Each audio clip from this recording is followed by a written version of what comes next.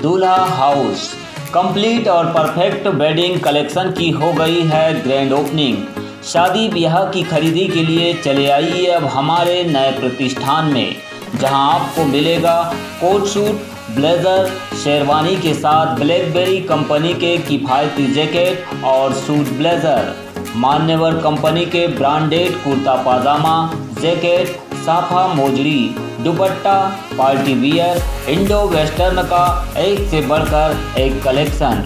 हमारा पता है दादाबाड़ी स्कूल के पीछे इतवारी बाजार के पास बालाघाट। संपर्क करें 9425138551।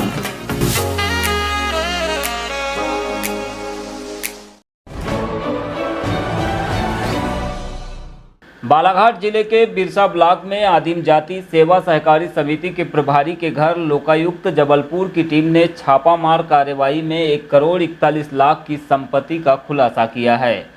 प्रभारी संतोष भगत के विरुद्ध आय से अधिक संपत्ति के मामले में शिकायत की गई थी। इसी को लेकर आज सुबह के करीब 5 बजे जबलपुर लोकायुक्त डीएसपी जेपी वर्मा के नेतृत्व में टीम ने छापा मारा। छापे में संतोष भगत के पास करोड़ों की संपत्ति होने का पता चला है। ग्राम करौंदा बहरा निवासी संतोष भगत बिरसा में 1 साल से प्रभारी प्रबंधक के पद पर पदस्थ है। इसके पूर्व वे राशन दुकान में सेल्समैन के पद पर भी पदस्थ रहे। लोकायुक्त ने प्राथमिक जांच में जो जानकारी जुटाई है उसके अनुसार 1,41 लाख की संपत्ति उजागर हुई है। संतोष के पास ग्राम करौंदा में 1 मकान, बिरसा में 2 मकान और बालाघाट में 1 मकान होना पाया गया। इसके अलावा बिरसा में होंडा मोटरसाइकिल का शोरूम भी है। साथ में 6 लाख का घरेलू सामान भी मिला है। लोकायुक्त ने इस मामले में संतोष भगत के विरुद्ध भ्रष्टाचार निवारण अधिनियम के तहत अपराध पंजीबद्ध किया है। छापा कार्रवाई की गई है।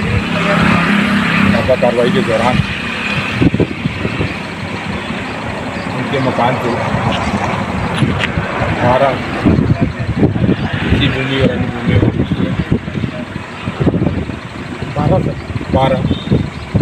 15 लाख की FDs, 6 लाख लगभग का घरेलू सामान, 4 मकान, 1 बालाघाट, 2 बिरसा और 1 ग्राम में विकास में आए हैं।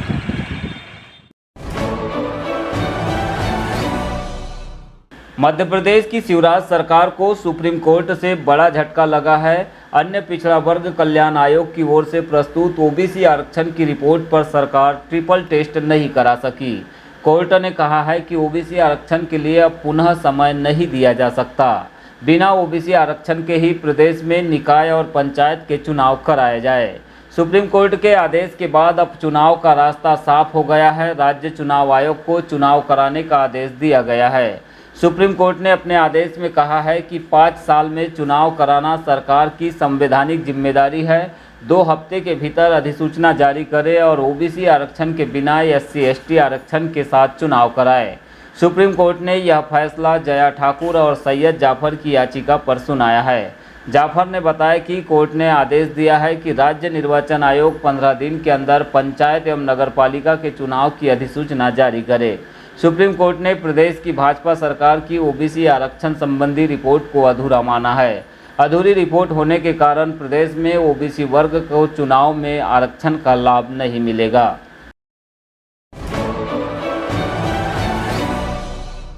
लालबर्रा क्षेत्र के छतेरा मोहगांव से एक परिवार के सदस्य मंगलवार को जनसुनवाई कार्यक्रम में पहुंचे, जहां पर उन्होंने कलेक्टर बालाघाट को शिकायत करते हुए बताया कि उनके पड़ोसी विजय उके के द्वारा आवाजाही करने का रास्ता बंद किया गया है।